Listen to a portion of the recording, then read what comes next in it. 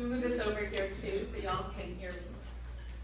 Good afternoon, everyone, and thank you so much for coming today. My name is Kayleen Gilbert. I'm from the LA County Department of Mental Health. I'm the Behavioral Health Services Act Coordinator, and it's my absolute pleasure to welcome you to the launch of our Measure of America Portrait of Los Angeles County 2026.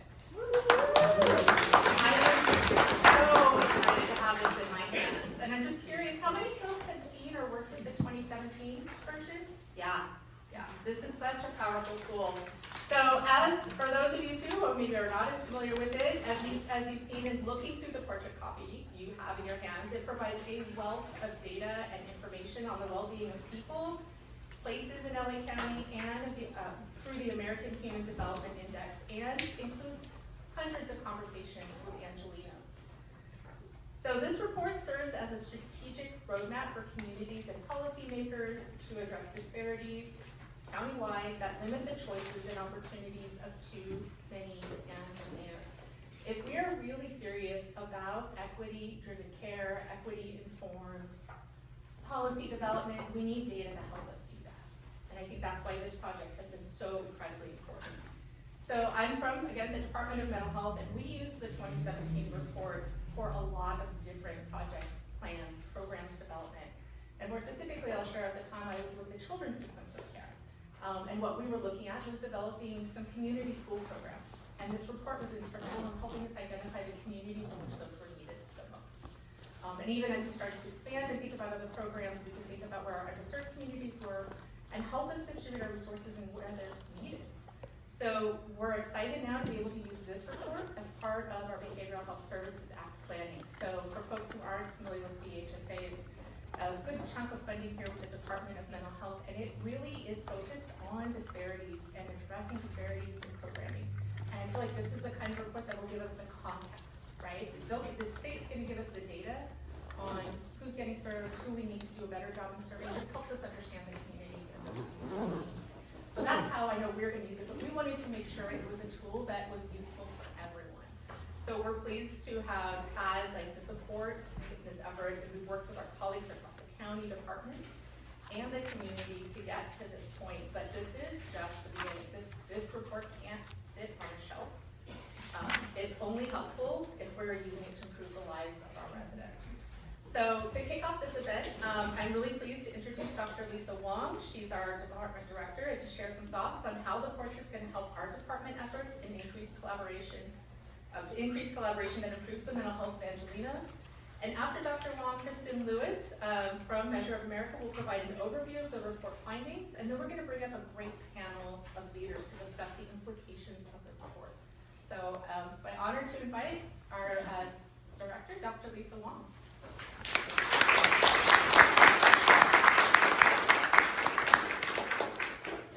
Good afternoon, everyone. It is so exciting to be with you here today for this purpose. My staff know I'm a bit of a data geek as well as, being a clinical psychologist. I have a background in applied research and community psychology. So I love what this report does, and when Kayleen came to me very excited about making investments, I was 100% on board. So it's wonderful to see so many partners, community leaders, and colleagues gathered for the launch of Portrait of Los Angeles 2026. I'd like to start with acknowledging the team from Measure of America who helped produce the report: Kate Harvey, Kristen Lewis, Bill Kicken, Alex Powers, and Tara Shawa, as well as Cara Pleiades-Howell, Carla, I'm too excited, Carla Pleiades-Howell, and First Time LA for their help in organizing the community data walks. Thank you for your collaboration and your commitment to this work. Reports like A Portrait of Los Angeles County 2026 matter because they do more than present numbers.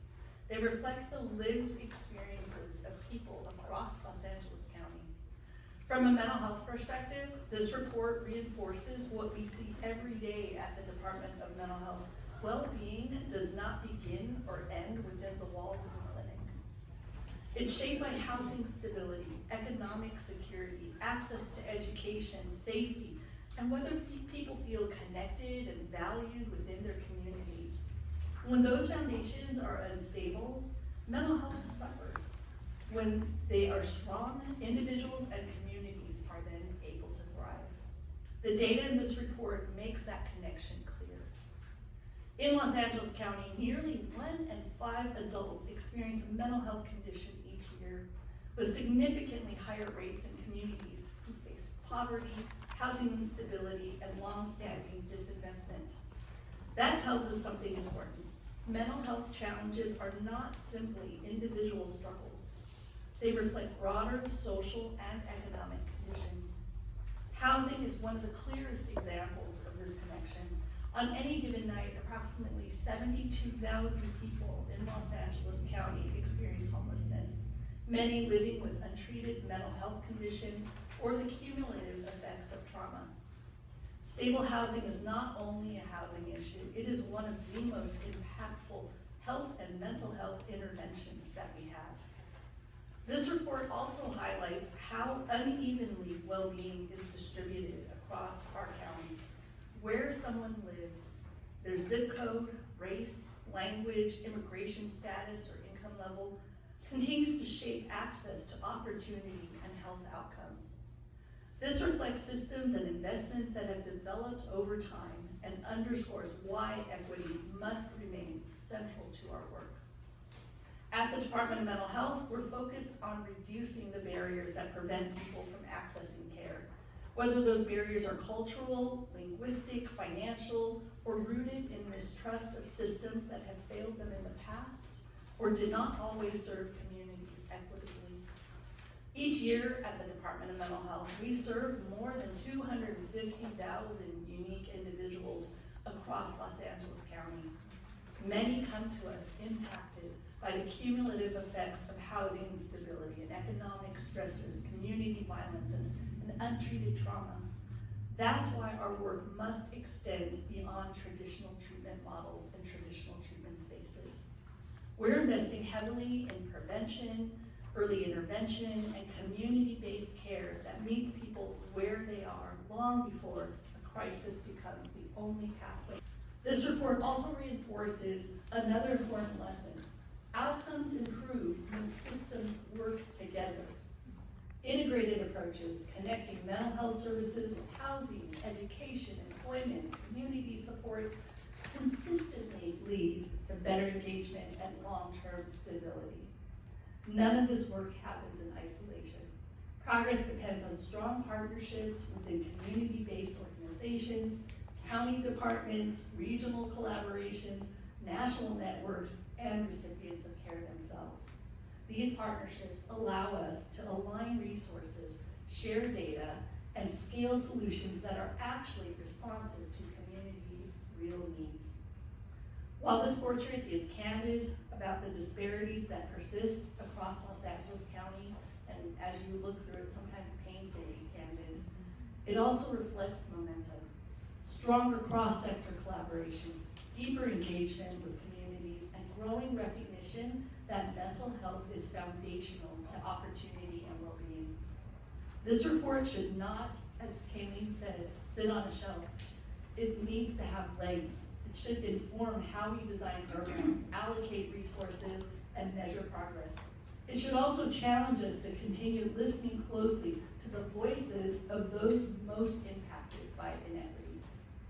Los Angeles County's strength lies in its people.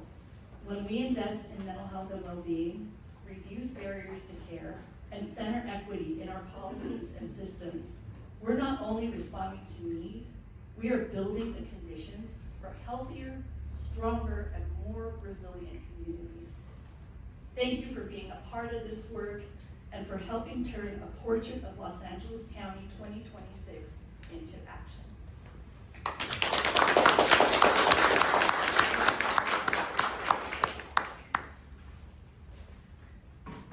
So thank you, Dr. Long, for those great remarks. Thank you, Kayleen, as well. I'm Kristen Lewis.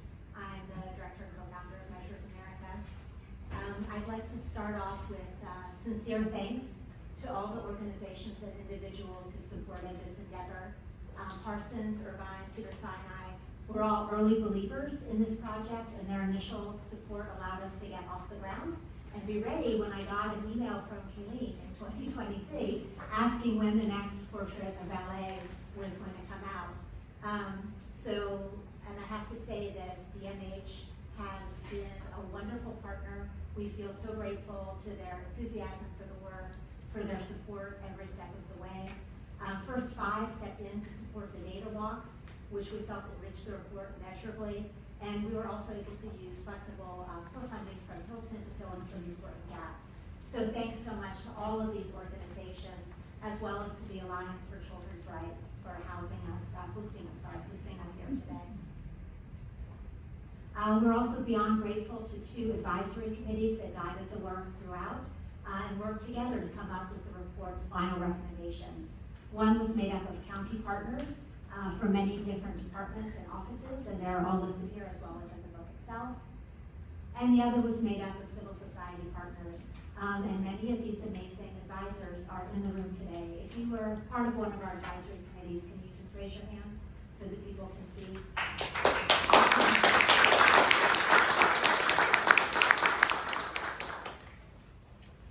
My biggest thanks, of course, are for the amazing team that has spent the last 2 years making this report a reality.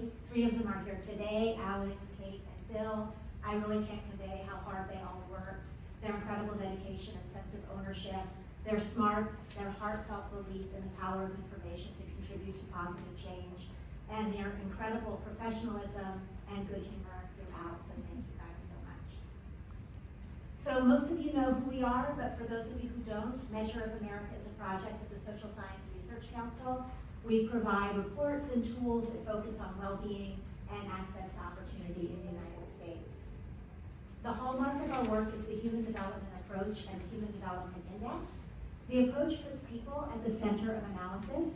Instead of asking, how is the economy doing, it asks, how are people doing? It's formally defined as the process of improving people's well-being and expanding their choices and opportunities. The Human Development Approach debuted in 1990 at the United Nations. It's now the global gold standard for measuring well-being. It's rooted in Nobel laureate Amartya Sen's capabilities framework, and capabilities are basically our toolkit for living a freely chosen, flourishing life.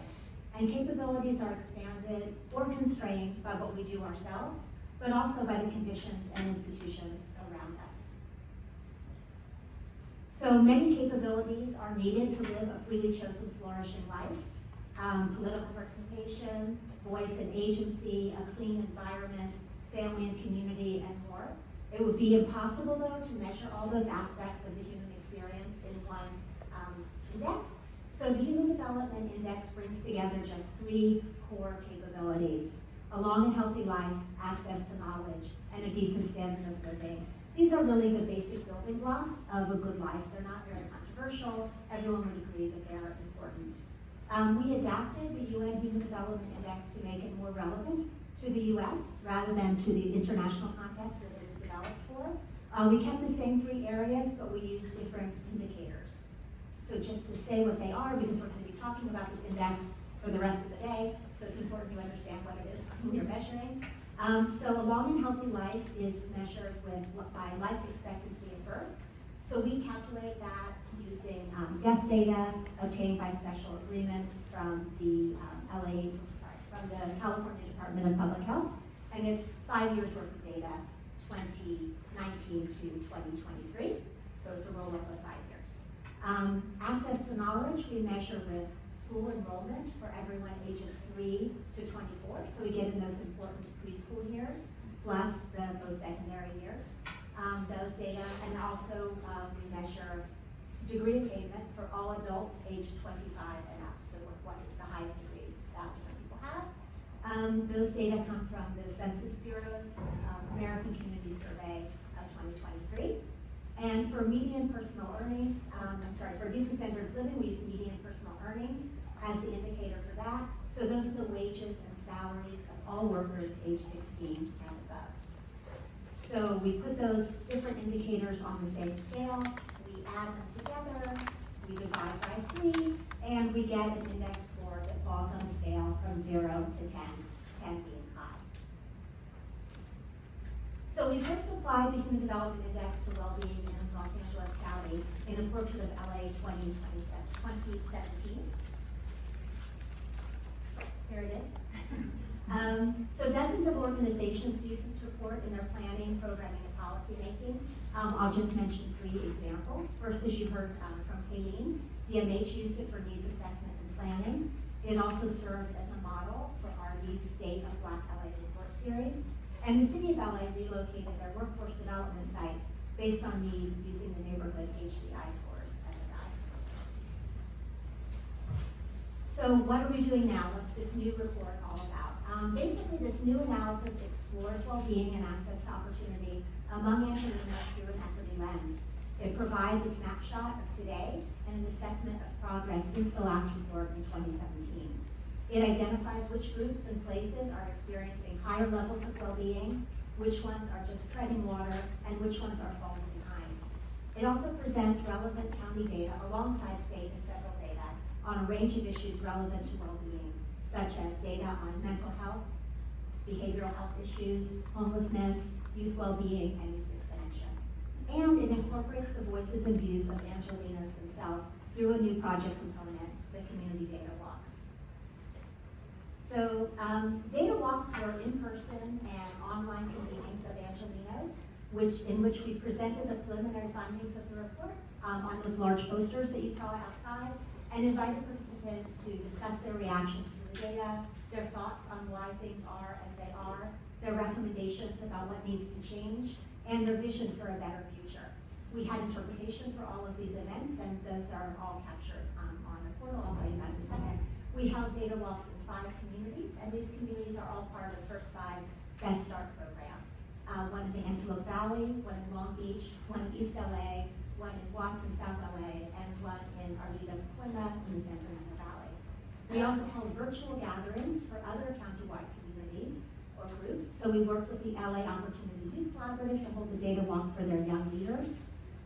We hosted an event with the LGBT Center to meet with LGBTQ Angelenos, and with Department of Mental Health to interact with their community planning team. Residents surfaced important issues, results surfaced important issues that informed our final recommendations and brought the real voices of community members to the report. So the first picture is our data walk in Long Beach, the second, our data walk in Antelope Valley. Unfortunately, the timing of our data walks, it was last summer, coincided with the uptick in ICE raids. For this reason, some of our Best Start partners had to move all of their programming, understandably, online, including the data walks. But we ended up having some really successful, great events despite that, and are super grateful to our partners for their flexibility. These 6 issues came up time and again in our data walks.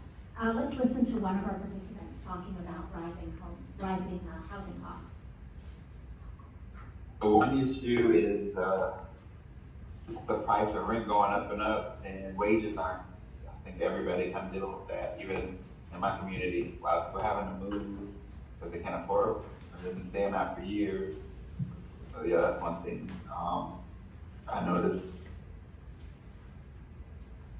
Okay, so that's really a great way to understand people's own words and own voices, how they're feeling about things. So we have created a portal, in addition to integrating the takeaways into the report and our recommendations. We created an online portal as a dedicated space to hear the real voices of Angelenos. So 10 key themes line the bottom of the screen. You can click on them and you can hear over 200 conversational snippets to hear people's thoughts and ideas in their own words. The portal is not great on a phone. It really likes to spread out, so you're going to want to look at it on your laptop instead. And there's a QR code for it on the agenda handout. So now it's time to talk about the actual index and what it reveals. So just to refresh your memory, it's health, education, and earnings indicators all together in one index. So as we calculate, so what we do is we calculate scores for 140 places within LA County, as well as for different racial and ethnic groups. So here, every dot is about 10,000 Angelenos. So we calculate the score for women and men. for 7 racial and ethnic groups. And that's the index. We also have some indicators available for people who identify as 2 or more races. Within those racial and ethnic categories, we have scores for women and men from each group.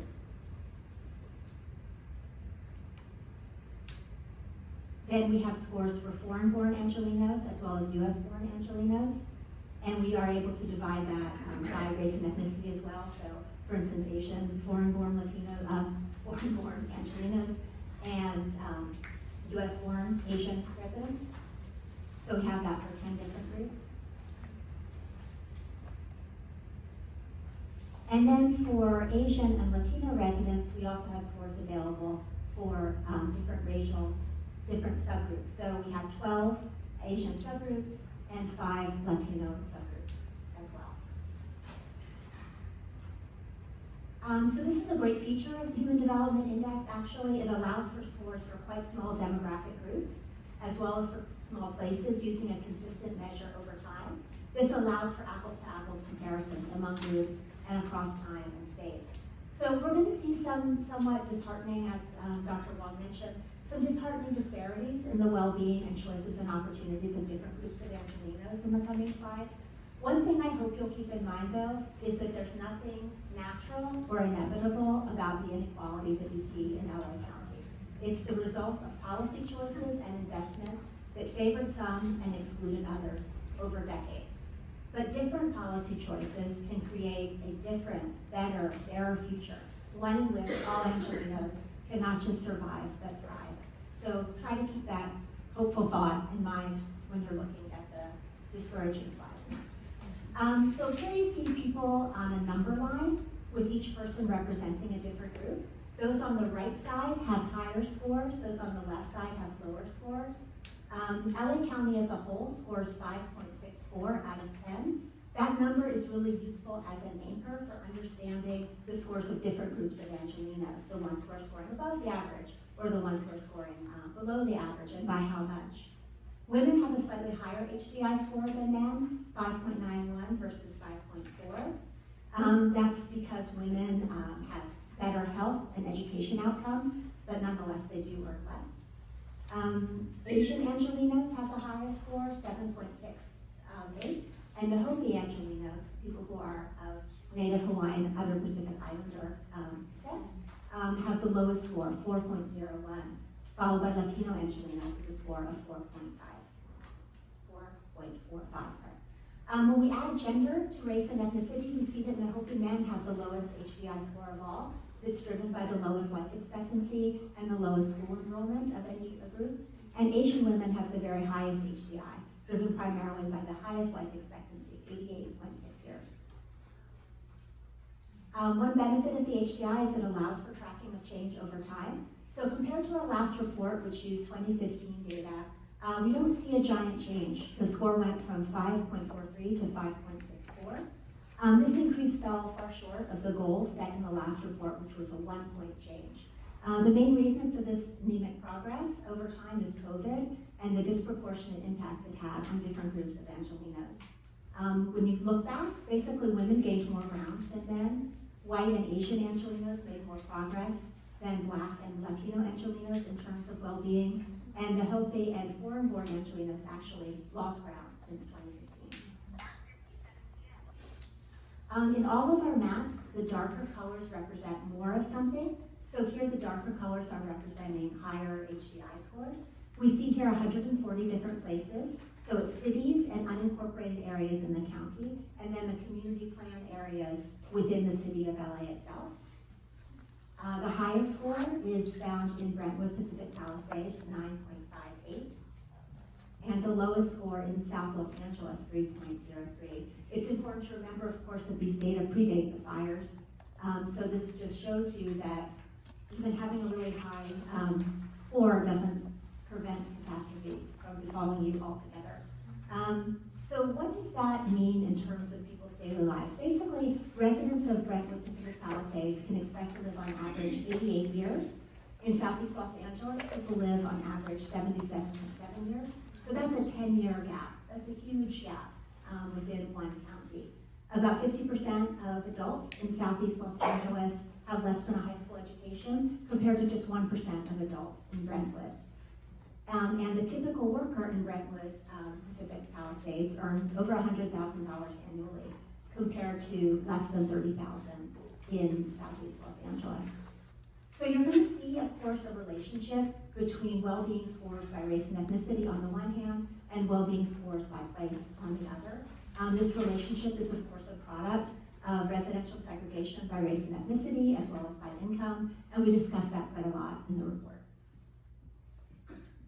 So in terms of change over time, yellow represents increases in scores. The darker the color, the greater the increase. Pink represents decreases in scores. So 6 places across the county saw their HDI scores increase by more than a point. Agora Hills, Signal Hills, Palms, Mar Vista Del Rey area, Culver City, downtown, and Northeast Los Angeles. So what does a point mean? So there are 3 of them. So what does a point mean? For health, it's about 2.5 years of life. For earnings, it's around $7,000. For education, it could be an increase of, say, 10 percentage points in the share of adults with at least a bachelor's degree. So Southeast Los Angeles didn't increase by over a point. It still has the lowest HDI of any place at 3.03, but it made notable headway since 2015 when the score was 2.26.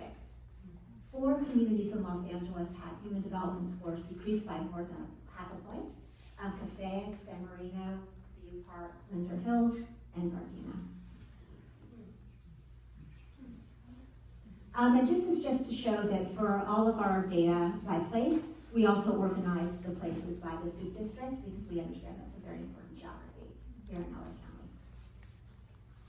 So I've been talking about the whole index, all the things together. Now I'm just going to briefly talk about each of its component parts. Just to remind you, the proxy for a long and healthy life. The proxy for a long and healthy life is life expectancy at birth, which is how long a baby born today can expect to live if prevailing conditions continue throughout that baby's life. So women live about 6 years longer than men on average in Los Angeles County. Women have a biological advantage that accounts for some of this difference, but not all of it.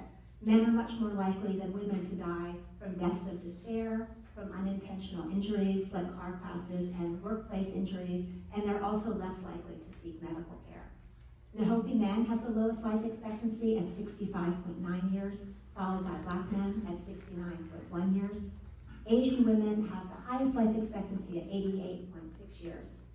In terms of change over time, Latino and Black residents saw the sharpest decreases in life expectancy between the 5-year period 2011 to 2015 and 2019 to 2022. So these racial and ethnic gaps stem from sharp and mostly preventable differences in the circumstances of people's daily lives, such as neighborhood conditions, the availability of healthy foods, access to behavioral health services, and exposure to chronic stress. We disaggregated, as I mentioned earlier, by Asian subgroup. So we see here that Cambodian Angelenos have the lowest life expectancy of any Asian subgroup, 79 years. It's about a year less than the life expectancy for the county as a whole. Vietnamese Angelenos can expect to live 10 years more, 89.6 years, which is really quite an astonishing number. So this is why we disaggregate to the degree possible. It's really important, not just for Asian subgroups, but also to disaggregate the Nahopi population and the Asian population. They're often grouped together for some really good reasons, but doing so in this case would mask the real health challenges of Nahopi Angelenos. And here we see, of course, our map. The longest life expectancy is in Westwood, 88.1 years. The shortest life expectancy, 71.8 years, is in Sun Village in the Antelope Valley.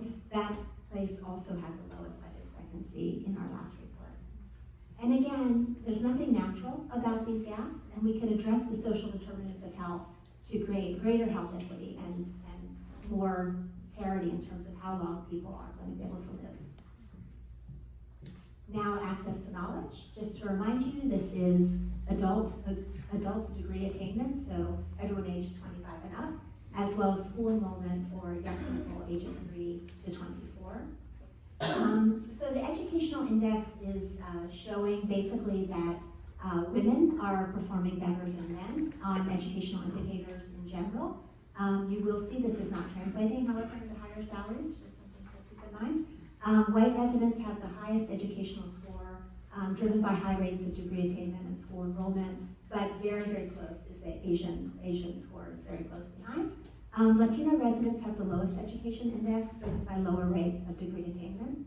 So here we see education by Latino subgroup, and we see that one thing that really affects the Latino score the most is probably the large share of foreign-born Latinos who did not have the chance to graduate high school. So about half of all Latino foreign-born adults. We see that for US-born Latino adults, only 12.9% didn't graduate high school. So that's less than in the county as a whole. So the educational attainment among foreign-born Latinos is a product of the limited access they had to education and education resources in their home country. But you see that with the subsequent generations, Latino scores are on par with county scores in general.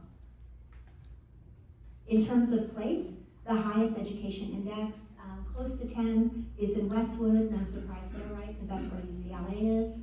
So the population has lots of students and graduate students and professors. And the lowest is in Maywood, 1.67. So that's one of the lowest scores we've seen. Southeast Los Angeles, also less than 2, as is East Rancho Dominguez, also less than 2. And again, these are challenges that are about the access people have had to opportunities for education. And the last component of the index is the decent standard of living. Again, that's median personal earnings, which is the wages and salaries of all workers. So these numbers might seem low to you. It's personal income of a person rather than household income, which you might be used to seeing. It's also a median, it's not an average. So it's like if you lined up all the workers in LA and picked the salary of the person in the dead center of that row, that's the median. So the LA County median is $44,600. What really strikes us and jumps out on this figure is how far white men are to the right. They're practically falling off the slide on the one side, and Latino women on the other extreme. So white men have the highest median earnings, over $80,000. Latino women have the lowest earnings, $31,800. So the gap between them is $48,500. That's bigger than the median salary for the county as a whole. In general, men earn $9,000 more than women, though it varies by racial and ethnic group. This gap actually grew since our last report when it was just $7,500. So we can, of course, close this gap. It's not natural, it's not inevitable. We could close the gap by supporting girls and women to study subjects that lead to higher paying jobs, by addressing occupational segregation that clusters women, especially women of color, into lower paying sectors. We can enact and enforce laws around wage discrimination. We can change norms around who has to take on the second shift. And we can make high quality childcare more accessible and affordable. So here we have the score by place. Keep in mind that these are the medians, so half of the workers earn more, half earn less. In Palos Verdes estates, the average worker or the typical worker earns more than $120,000. In Cudahy, less than $30,000. So keep in mind that half of those workers in Palos Verdes estates are earning more than $120,000. Half of the workers in Cudahy are earning less than $28,300. And so those are the parts of the index, basically. And I'm just going to present information on one more area. It's not part of the index, but it's tremendously important. So that's the share of young people 16 to 24 who are not working or in school. Again, not part of the index, but it really matters because when you think about human development, this period of emerging adulthood is really when you lay the groundwork for a flourishing, freely chosen life. So the share of young people who have opportunities to do that versus those who don't is really an important indicator. So this is a little bit of a lot on this slide. This is a whole bunch of different slices of the population and their rate of disconnection. So what we see is that boys and young men are more likely to be disconnected than girls and young women, not by a lot, but by a bit. Black young people are the most likely of any racial ethnic group to be disconnected, about 1 in 5. Young people who are living in poverty also more likely to be disconnected, about 1 in 5. Young mothers, 1 in 3 young women with a child, young women ages 16 to 24 who have a child, are neither working nor in school. Disabled young people also have serious barriers to connection. 1 in 4 young people are out of school and out of work. Young people who have less than high school degree, more than 1 in 3, are not working or in school. And the highest one over here, the far right, young people who have never worked or who last worked over 5 years ago, they have the highest rate of disconnection. Nearly half of them are not in school and not working. Here are youth disconnection rates by neighborhood cluster. So the highest is in Lancaster, about 1 in 5 young people there out of school and out of work. And the low is in West LA, Century City, and Palms, only 3.4%. That's about a 6-fold difference. So that may seem like a lot of data. Maybe you felt as though you were drinking from a fire hose. But let me tell you, it's just a sip of what you have available to you in the report. There's so many other things I would love to tell you about, but there's just not enough time. So we're just going to quickly go through some of the recommendations the group made, and then I'm going to pass the floor over to our wonderful panel. Because we know that different policy choices can make a different, better, fairer future, we worked with our advisory committees to identify key areas for attention and action. 3 cross-cutting imperatives really emerged. One was to use the index to address disparities in well-being among different racial and ethnic groups. Another was to prioritize places where the well-being of children and families are at risk, so areas with, say, human development index scores less than 4. And to implement prevention programs and services, because it's much more humane, much more cost-effective, much more efficient to tackle problems before they become the problem that we know they're going to become, when it becomes intractable, expensive, and represents tremendous loss of potential for people to live their one life. So in addition to those, we had about 9 recommendations. 2 were in health, addressing premature mortality, particularly among Black and Hopi Angelenos and among men, and improving access to behavioral health services. 2 were in education, investing in early childhood education and helping young people lay the groundwork for flourishing adulthoods. 2 were in standard of living, expanding economic security to those who earn the least and often have very little job security, particularly Latino Angelenos and women, and keeping people housed. 3 were more multi-sectoral, supporting threatened communities, including the 1 in every 3 Angelenos who are immigrants, LGBTQ Angelenos, and unhoused Angelenos. That was one area. Increasing justice involvement was another, and disaster recovery and prevention was the 3rd area. So before giving the floor to our wonderful panel, let me just say that it's been a dream come true to work on this project, and truly the honor of a lifetime to have so much support from so many people. So thanks to all who were involved, and thank you for trusting us to continue the work we started in the county about a decade ago with the first report. So I'm now going to turn things over to Efrain Escobedo, the president and CEO of the Center for Nonprofit Management, one of the advisors of the project, and a great panel that he will introduce. So can I invite the panelists to come?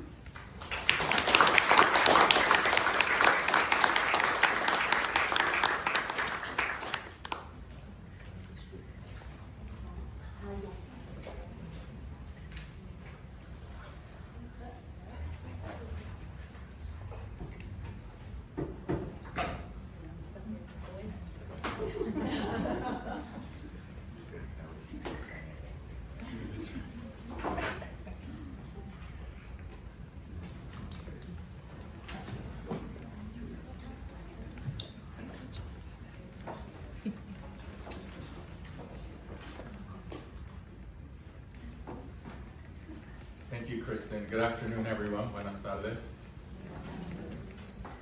You didn't notice, shameless plug for myself.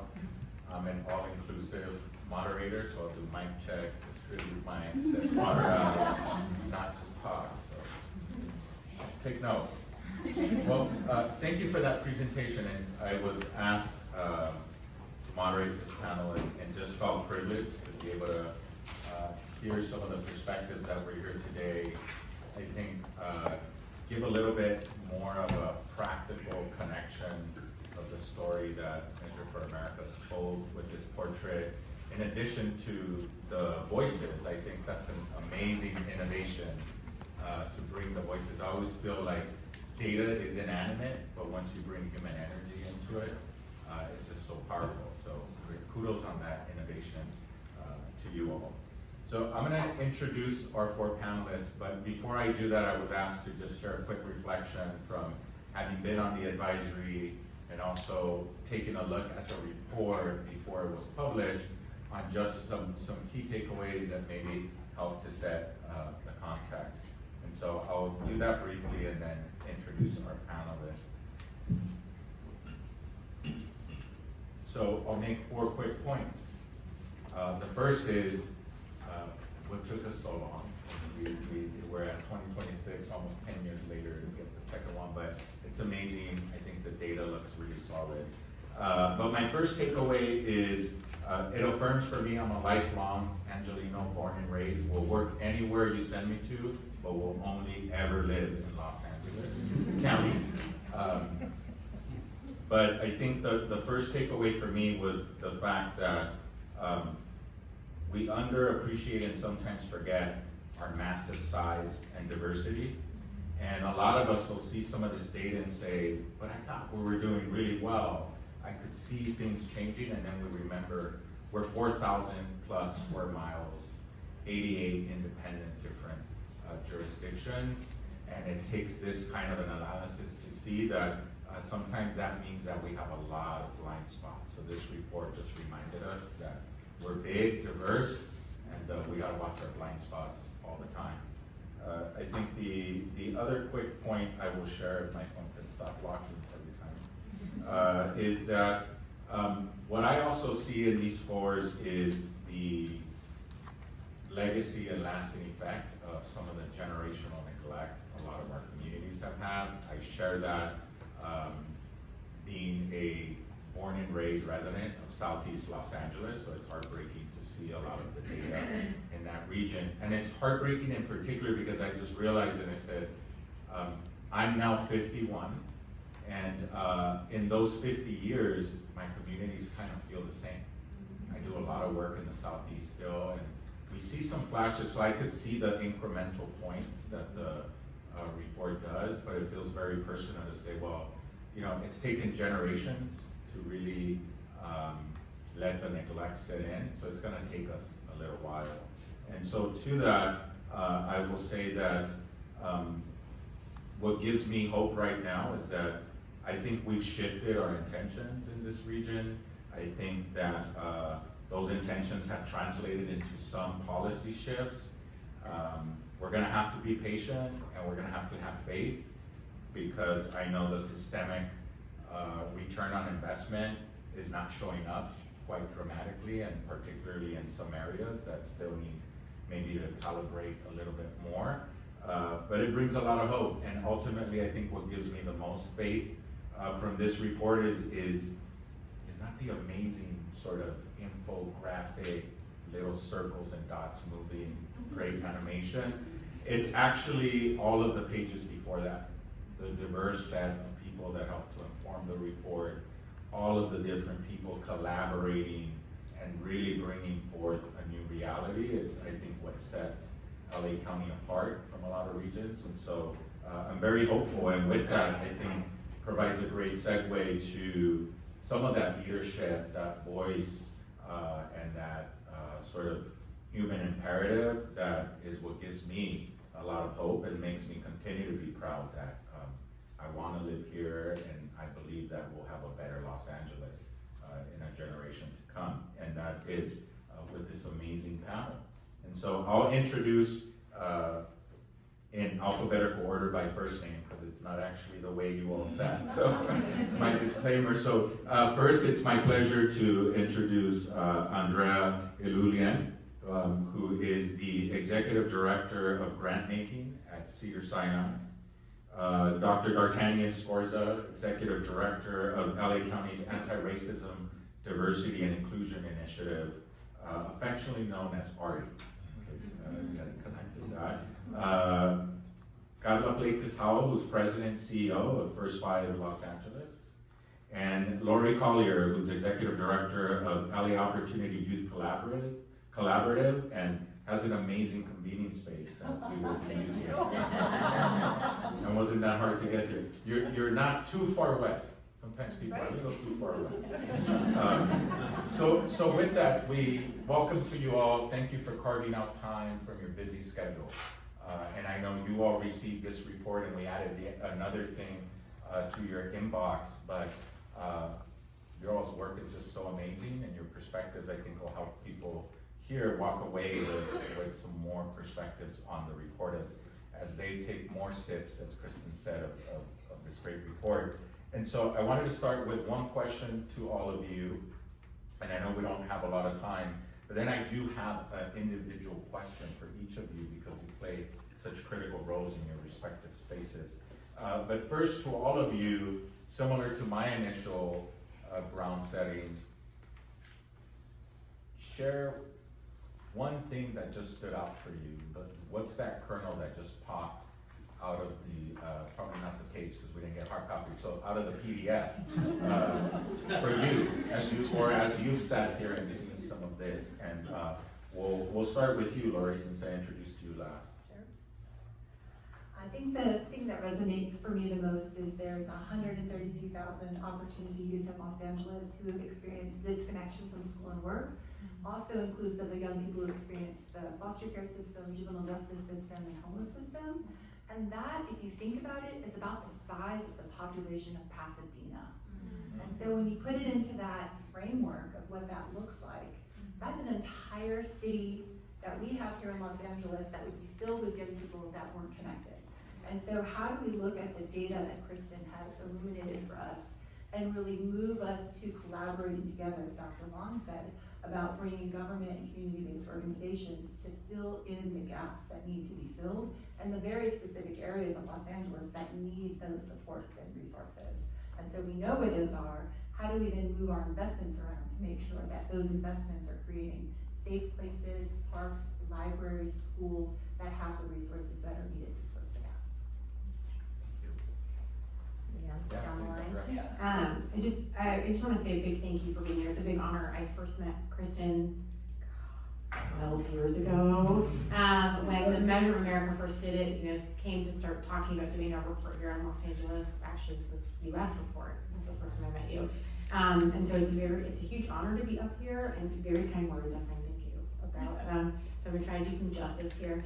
I think for me, I was reading the report and I spent all my time working in the sector talking about how homelessness is the place where folks sort of fall when the rest of the safety net fails them. And there was something about reading this report that made me reflect about wanting to start shifting my narrative and talk about how housing is the base of success for people.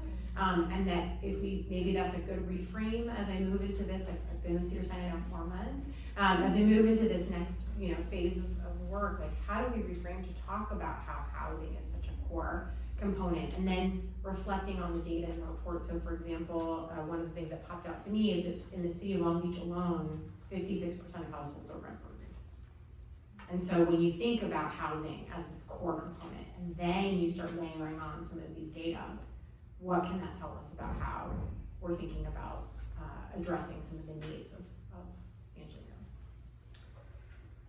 Thank you, and Andrew and I got to do a lot of work together when she was at the county, so it's really good to see you here as well. First of all, thank you for allowing me to be here today, and it's such a pleasure to be in this conversation with all of you. There are a couple of key takeaways that I took from this report, and I thought it was really incredible. When you think about the question that the report asks, which is, what is human development? The answer is equity. And so even the framing, the concept, people's opportunities that are constrained by their starting place in life, where they end up, is all what equity is about. And thinking about how we close those gaps, I think is what this report lifts up. The other thing it talks about is the journey, which is our life course, right? How we move from different stages in life and what affects those opportunities. And so The way this sort of shows up for me is thinking about how in Los Angeles we're really multiple counties of opportunity. So if you look at the beautiful animation, which I agree was absolutely wonderful, obviously, you know, depending on your zip code, you know, your race, your life expectancy, your access to quality education, all of that can vary dramatically depending on where you live. And we've known that. But the other thing that I think is really important is that the gains we see are not evenly and equally shared. So we talk a lot about trying to achieve equality, we talk a lot about trying to close gaps, and we know that those gains that have occurred over the past 4 or 5 years, especially with investments from the American Rescue Plan Act, are not being distributed well and equally across various populations. The final thing I'll say is that the report lifts up something that's very clear. This is not about individual effort. This is not about cultural deficits. It's really about how our systems are distributing resources and opportunity. And that in many ways means that our response needs to be one that's centered on governance. And so I really appreciated, Christine, the points you lifted up earlier during your comments as you went over the report, because I think it speaks to the fact that your choices are dictated by your opportunities, right? And at the end of the day, you can only choose healthy food if healthy food is in your neighborhood. Right? You can only go to college if you have a college counselor, right? Like, it doesn't matter sometimes how much effort you put in. You can work hard, you can try to overcome all the challenges you face, but those individuals are far and few in between. And they have to navigate through circumstances that are very challenging. I also want to start by thanking Dr. Long and DMH for having the foresight of pulling this together and saying yes to this. Maria Cabildo and I were walking in together, and we remember having a copy of the 2017 report on our desks. And as you make policy decisions, you need information like this that is universal and others are looking at. So the 2017 report was so instrumental for some of the places we are in now. So thank you to the team. Thank you for DMH for actually having the foresight. I'll share one key takeaway, and for those of you that have the report in front of you, for me it was page 41, where we talk about, so what about the children, where are our kids? And what this data reinforces for me is that outcomes for Angelenos, if we really want to look at long term, we have to look at the early years.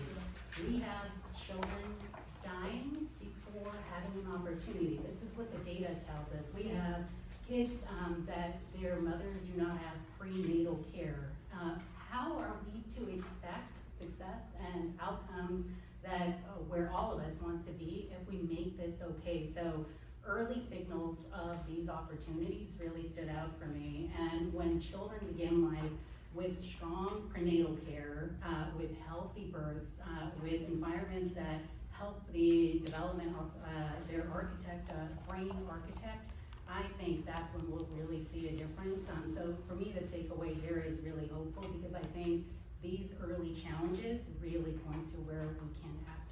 So I'm looking forward to the rest of the discussion. Yeah, thank you, Carla. Thank you, all of you. Maybe we could stay with you, Carla, and for many years, First 5 LA, through its commitment to the Best Start Communities initiative, has done deep place-based work in a lot of the areas that sort of got the little pop-up flags. I was wondering, to your opening point, what kind of wisdom have you gleaned from your work with community there that you think really resonates to how we meet this moment, how we continue maybe on a trajectory and the course that we're in? So I will share a biased opinion because of the role that First 5 LA stands. So for those of you that don't know First 5 LA, the reason First Fives were created was to invest in young children and families. It was an incredible policy decision by Californians to say, we are going to tax tobacco, and the revenue that comes out of tobacco will go into First Fives to re-grant the dollars, to invest in community, to invest in prevention. The taxing tobacco, there's something called syntax, and we should look at syntax as policies. So you tax a behavior that you do not want to see in the state. Here, we didn't want to see a lot of smokers because of health. And then you reinvest those dollars for things you want to see. We want to see prevention, a lot of the things that Kristen mentioned earlier. We want to see community investments. So California always knew that that revenue will decline for First Fives. We always knew that. But the challenge was innovate. So here's my bias. Here's where community investments and this work matters. So we have unique revenue to innovate and pilot. First Five LA, almost 2 decades ago, said we're going to invest in communities. There's no way you look at work like this and talk about outcomes for young children without knowing what the whole child is centered in communities. So about 2 decades ago, we invested in Best Our Communities. And Rain, when you ask, the one takeaway with this is communities evolve. Our work always evolves. So we take away, invest in communities. They have the answers for what is needed in their communities, and really, really listen to the opportunities that they are lifting up. And what I'll share from the Portrait of LA report for us, it reminds me, neighborhoods shift, needs shift, and in just a few years, you can make a difference if you do the targeted investments in those neighborhoods. And that's what we learned from our community partnerships, where those investments need to go and what the policies need to be for particular neighborhoods. So I really want to thank our Best Our partners that are in the room that gave that real life experience of what's happening on the ground and what they would like to see as policy options. Great, thank you. Dr. Scorza, I mean, in many ways,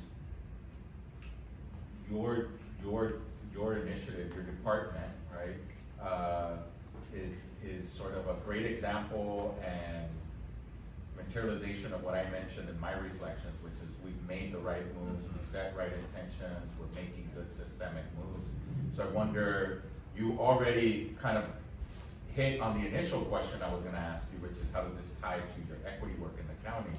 So maybe you could instead expand on where you see opportunities through your work in the county of where we're really advancing equity in some of the areas this report talked about. I think that's a great question. So I'll first start by saying that what's really great about this report, and I've shared this with Kristen, and you got to see it in the report as well, is that the initial report in 2017 served as a foundation for our State of Black Los Angeles County report and our forthcoming State of Asian American, Native Hawaiian, Pacific Islander, and Latino reports. And so the work that you all have done with Measure of America and this Portrait report has been so incredibly essential to helping to guide the county to think about data in a very different way and to look at its relationship between our programs and services. And so I want to acknowledge that. And also, I know Dr. Warren had to leave, but I wanted to acknowledge her and the work that DMH has done to really use data like this within the departments, which I think gets to how this is really important. So the first thing is, the second thing I'll say is that this data really validates our foundational analysis. So in RD, we've been saying for a number of years, obviously, that racial inequity in LA County is structural and geographically patterned. And the beautiful thing about the Human Development Index framework that this report uses is that it measures well-being across education, health, and earnings. And we see it play out in our county departments all the time. So when a department is getting a federal cut, for example, or when there is, threat of funding, or we're having to go through curtailments because of a whole host of issues, this allows us to use data in a way that helps departments understand need and where to really drive those resources closer towards that need. The second thing is that, as I mentioned, it informs our own accountability tools. And for us in RD, being able to see where the need exists allows us to then shift to a form of accountability within the departments. And so take, for example, the American Rescue Plan Act, which many of you may be aware of or have some connection to, really brought in $2 billion of investment in LA County. Being able to use the data and overlay that data by geography and then determine who was most impacted by the pandemic, which communities needed Wi-Fi, which communities needed lack of transportation access, to get some of those mothers to local clinics so they can address, their maternal health needs. Being able to link those resources to those areas of need has been really important, and that is a central and incredibly important and key thing that we're doing already in the county. And then finally, the beautiful thing about this report is that I think, and not just the report, but the way it affects our work in Artie, is that it really lifts up the need for systems change. And I know that's a simple thing to say, but at a policy level, if you look at the work the Board of Supervisors have been doing, their motions, which is our legislative action, right, their resolutions, bless you, their efforts throughout the entire county has really been centered on linking policies to departmental efforts and practices that will improve people's lives. So when the Department of Public Social Services funding was under threat during the last shutdown, they were able to identify resources within the county, look at, work with partners, mobilize our communications apparatus, right? Really do that work to get resources out to communities that were gonna lose their food benefits. And so that's what equity means. And I'm proud to say that sometimes we don't even have to be involved to do that. And that's when it's institutionalized, right? You don't need to call Artie to give you the data. The department's doing it on their own. And that, to me, is what real progress looks like. Great, thank you for that. Andre, you mentioned in your reflection housing, right? And how it's a fundamental, foundational, I think you said, pillar on this. And then obviously with Cedar's work as well in health. Carla started alluding to, here's some actions we could take, right? Place-based focus, intentional. I wonder in this area of housing as a foundational pillar and how, where you see opportunities for philanthropy and for others as they develop their focuses and how they might incorporate some of this into their work. Yeah. Thank you. Sometimes you do a little prep, and Dr. Sperza took the words right out of my mouth. So my whole answer to this question is basically exactly what you just described. But it just shows you why we worked together so much and so well when we were both at the county. I'm gonna talk just a little bit about. I'm gonna pivot. If that's okay, everyone. I'm gonna speak a little bit about community education and the role of philanthropy in community education. There are significant, consistent changes happening in federal policy in particular, and those will have an impact on everything from housing, healthcare, access to food, healthy foods, and all kinds of benefits. And many of us do this work every day.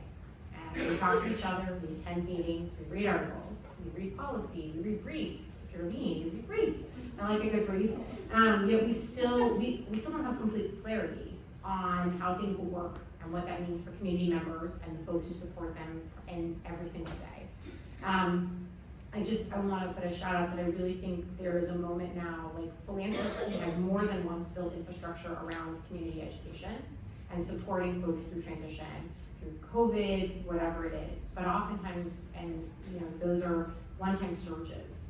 And I think that we're entering into a space where we're looking at many years of consistent potential change that will go through the next 3 years and then on to whatever the change that comes after looks like. And so I think philanthropy should be talking about a long-term game plan and how to support folks being impacted by these changes that sometimes feel like they're happening day to day, and help them find reliable, consistent, and trusted voices to explain these changes to them, and using these data to help us figure out where, as Dr. Sperza was talking about, where to focus those efforts and how to best reach folks. So I think there's a lot of synergy between where I think we should be moving in the coming years and the data and information available to us in this report to inform the decision making in alignment with and in the same way that the county is seeking to. Great. You didn't pick it, you actually went straight up. That was great. Laurie, I wonder if you might, going back to this idea of the voices, right, that we heard the audio files, you called out disconnected and opportunity. I wonder, could you bring some of that from your work, right? What would some of those you in your work say in a panel like this in terms of like, what really is gonna make the difference? What really is this data about to me? Happy to share, and there are some of the people in the room that we work with, so happy to have them here too. Young people have talked about the need for holistic supports. What they're looking for is stability in housing, education, workforce, health, mental health, and having an adult and someone who cares, or a caring adult. And so those are the ingredients of how we want to make sure young people experience life, and when they experience systems, you have to go from door to door to door. It doesn't all happen in a way that youth feel supported or connected to. And so when young people talk, they talk a lot about the data, they live the experience. And so part of what we work with young people to do is to come into spaces and then help co-create recommendations that could lead to the system change that Dr. Swartz talked about. Because people who live in the life that is challenging, disruptive, don't have a place to sleep, worrying about their next meal or healthcare, then you start to see the breakdown into housing being an issue. And so if we want to correct all of those things, young people have solutions that are brilliant. We just have to be willing to listen to them and share power with them in order for them to come forward and feel comfortable speaking. And so I do think young people sitting in places, helping co-create solutions will be one of the most valuable things for all the different demographics we've seen, especially with like early and parenting youth.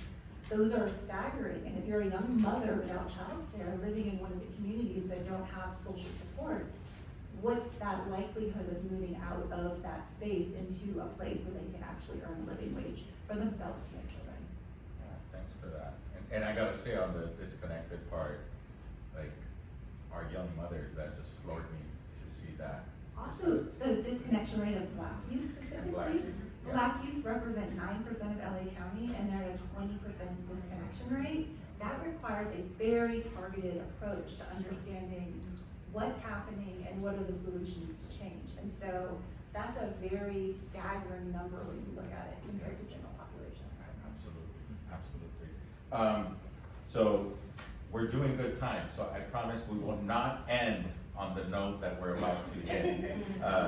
But wondering, you know, we see all this report and it's funny in this moment, truth is so important, and that could not have been far from what we got in our recent State of the Union address. That's my independent comment. And this data is truth, right? But it is the reality, our safety nets being dismantled piece by piece, very swiftly, with nothing to undergird. So I just wonder from each of you and your vantage points, just a quick reflection. You don't have to get, it's not the answer, we're not gonna hold you to it, but just how does the work look different to actually remain focused on this when a reality says none of that matters and we're not gonna invest in it? So what's it gonna require? How do we work different? This is the popcorn one. Andre, you picked up the mic. It's a Jeopardy one. You picked up the mic. I think we have to make long-term commitments. Like, forget it. Like, it's about the long-term commitment, to known solutions, to listening to the folks we're serving and changing our models, to continuous improvement. It was raised in the presentation, it's something I know we all talk about all the time. Like, these challenges were not, they didn't surprise us. They were intentional policy decisions, as was stated earlier. And it has taken decades to get here. And so, like, how much can we focus ourselves on the long game and staying connected to one another and a collective, force, and just committing to that? I think that's, yeah.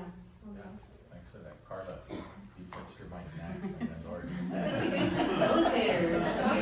It's not like, we're gonna ask a tough question. I think progress is inevitable. I think when we have folks like this in the room, many of us have been in this work for decades. We do this because we know things can get better. And I think that, echo what Andrea is saying, we gotta think of the long game, and I'm gonna give a really concrete example of the long game.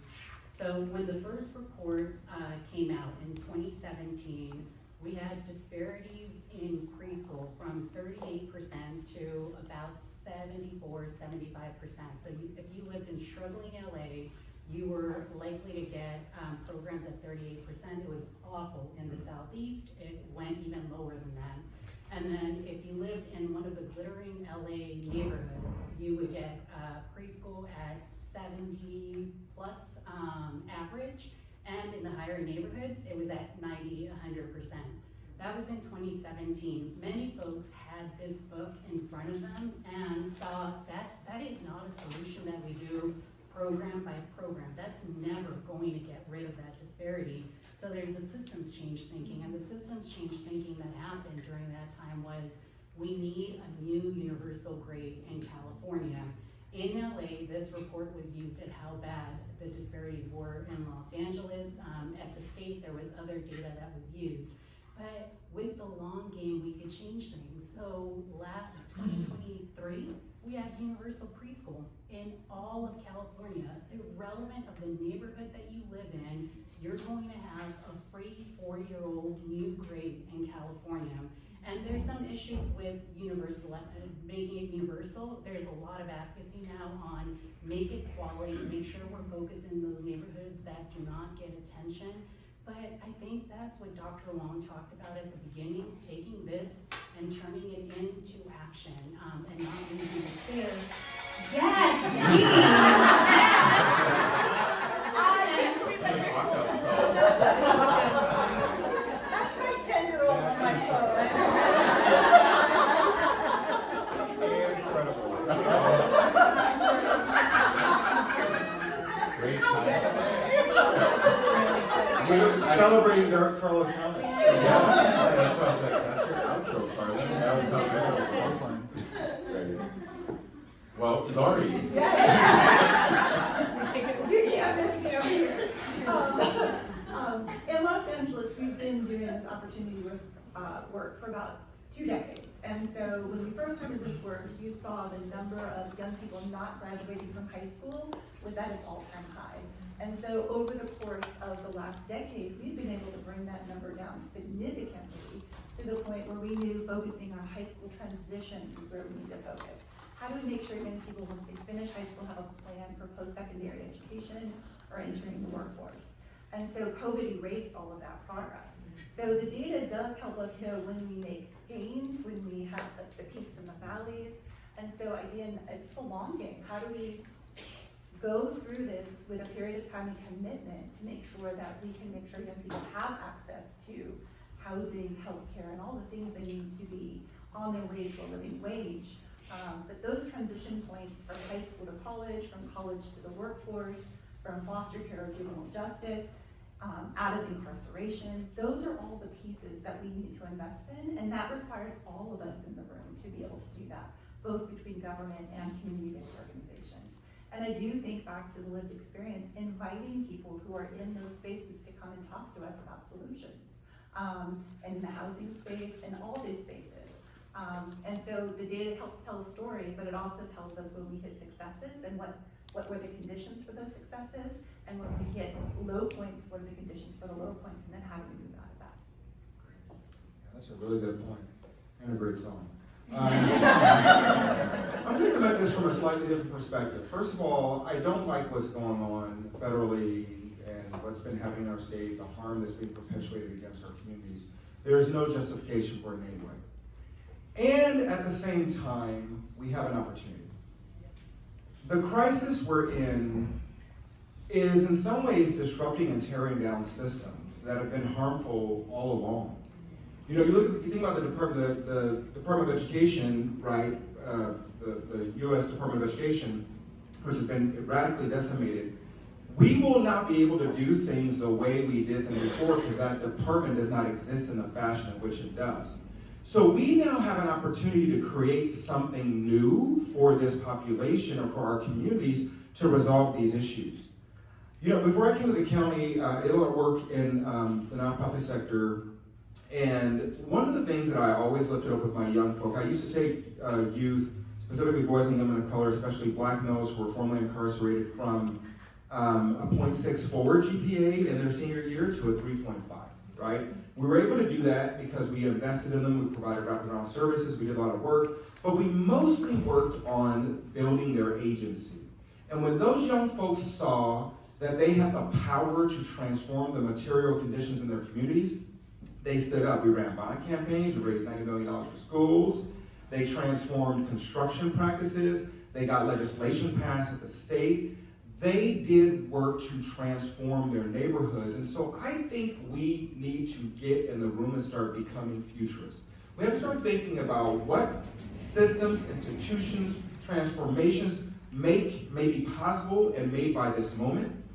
And I also think that, in the county, for us, that's looking further and further upstream. That's looking at how we can braid and blend funding, how we can identify, opportunities to address the life course by linking the resources that are available in one department with the resources that may exist in another department, and creating, to Carlos' point, innovating and creating opportunities to transform the way our system functions by targeting our resources into programs that are going to close those gaps.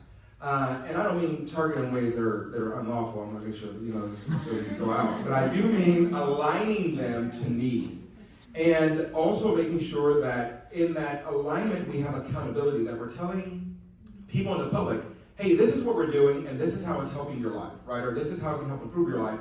And by the way, this is what we're going to stop doing to get out of your life to stop creating harm, right? Because there are things that governments do that facilitate and create harm, and we need to stop doing those things too. So, look, this is Weijie. Where crisis comes, there's an opportunity to create change. So I think maybe we can think about it in that way too. Yeah, great. Well, your responses were amazing. Not only did they, I think, really set the intentions for how this data can help us really not just frame, but plan for the moment, right? And really be opportunistic in this moment and think about the inevitability, which is we can transform things, we can change systems. So we're at time, but this is gonna be a question for your second brain, your gut. And so one quick word of, from this conversation and seeing the data, but from our conversation, how are you feeling walking away from this? So, Carla. Unacceptable. We're Los Angeles County, the assets here are really tremendous, and I really appreciate hearing that this is, we're creating this. So how do we change it? And this state is unacceptable. Interdependent. No one community thrives alone. No one does it by themselves. We're a region. We gotta rely upon each other to make progress in the county. I was gonna say something in community feel, and in multiple ways. Both, it's just so lovely to be with folks, just talking about this. I'm excited to talk about more with everyone. But also just when you look at the map and the disparity, we're only a couple miles apart. And so it just, to me, that was like the thing that was like, a couple miles apart. But like we are a community, we are a region, and there's so much more we can do. And just because it's me, I'll go with optimistic. We have the data, we have the collaborations, we have the partners who are interested in doing this work. We can do it, we just have to get together and move through it in order to solve the challenges that we're seeing with the data. Great. Well, I want to thank each and every one of you for your great insights, but also for just the time to review the report and share with us your wisdom. Thank again, Kristen, the team, Measure of America, and all our sponsors.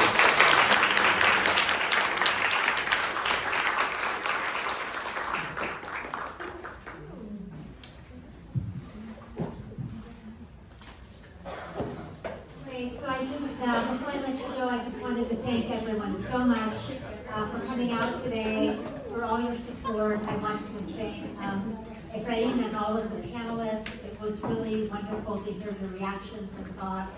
And I just want to say one thing about LA, which is that LA is amazing. We've worked in places all over the country. And I don't think there's a place where people are so committed to pulling together, to sharing resources, to working together to make things better.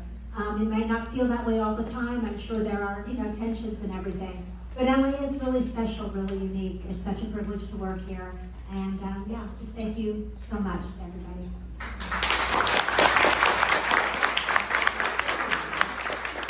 I forgot, you can access the report here. That's also how you can get to the portal to hear all the voices of joining us. Okay.